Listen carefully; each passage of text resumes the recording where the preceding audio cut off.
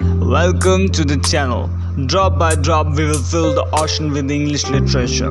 Continuing our debate to the remaining two dimensions of the history of the word catharsis, I will try to develop a complete understanding related to the word catharsis. First two dimensions have already been discussed in the previous lecture. Kindly watch them to have a complete understanding.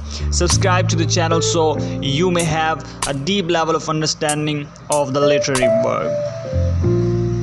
Let's continue to the third most important fact related to the history of the word catharsis, which is about its use in psychology.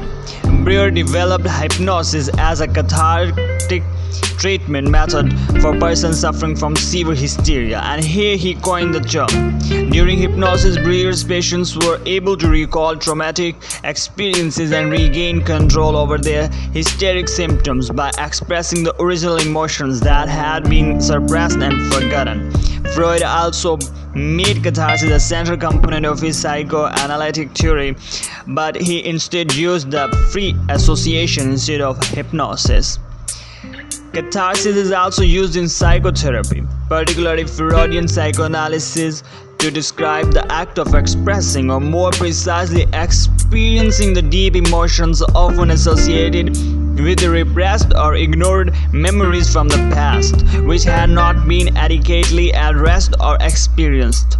Catharsis has been the subject of much debate concerning anger reduction. Blowing off steam may temporarily reduce psychological stress, but this may act as a reward mechanism, reinforcing the behavior and promoting future outbursts. In contrast, other studies suggest media violence can reduce hostility in stressful situations.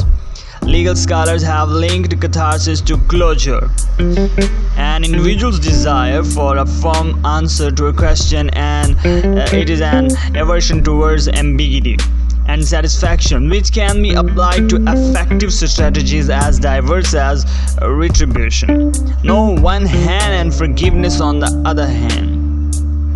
There is no one-size-fits-all definition of catharsis, therefore this does not allow a clear definition of its use in therapeutic terms.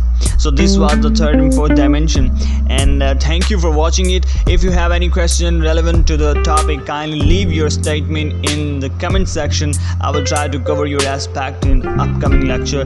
Have a fun day.